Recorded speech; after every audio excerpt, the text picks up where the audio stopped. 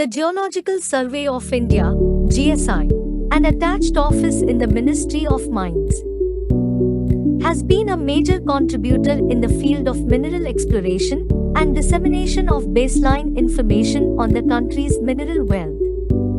It was set up in 1851 primarily to find coal deposits for the railways.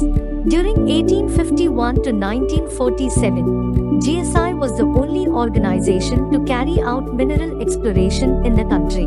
Major coalfields, iron ore belts, oil springs in Assam, mineralization in Singhbhum Belt, etc. were some of the classical discoveries by GSI. However, post-independence, with the changing needs of the country, GSI undertook various measures to map the mineral resources of the country and geoscientifically surveyed for an assessment of the underlying mineral wealth, which led to major mineral discoveries like Khetri copper, Hatti gold, bauxite, iron deposit, etc. to name a few, thereby increasing the share of mineral production, which gave a flip to the industrialization of the country and supported the downstream activities. To further augment the mineral resources of the country and map the inaccessible part, GSI in the 70s employed the emerging field of airborne geophysical survey to map the large swath of the country in a quick span of time. It greatly helped in understanding the subsurface geology and exploring concealed deposits. GSI aligned with the country's economic development and long-term national goals, turned their attention towards exploration of marine mineral resources by carrying out systematic seabed mapping. It initiated the mineral exploration within the Indian Exclusive Economic Zone in the 80s. With the state-of-the-art research vessels, GSI has been able to carry out more than 712 cruises within the Exclusive Economic Zone of India to generate baseline marine geoscientific data.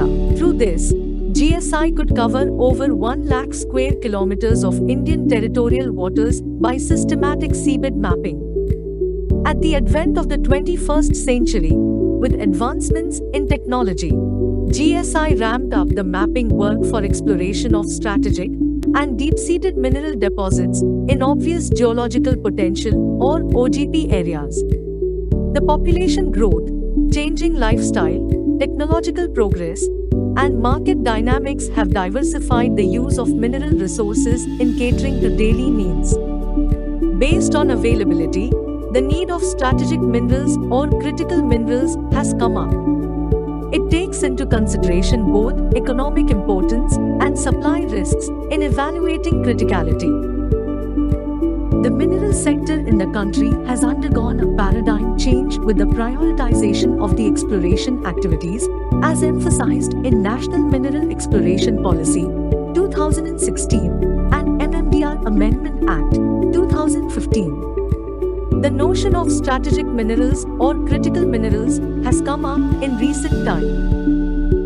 GSI rapidly reoriented its focus in taking up mineral investigation projects to augment some of the scarce resources of the country, namely lithium, rare earth elements, platinum, vanadium, titanium, graphite, etc., to ensure a sustainable supply of these minerals to meet the increasing demand for new-age technologies like wind turbines, electric vehicles, photovoltaic cells, fluorescent lighting, grid storage batteries, magnetic refrigeration, nuclear power.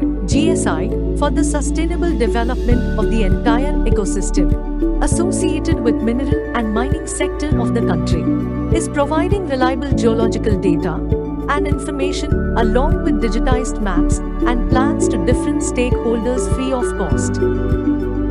From a humble beginning to adapting towards modern-day needs of the country, GSI has remained ever so committed in nation building and economic prosperity.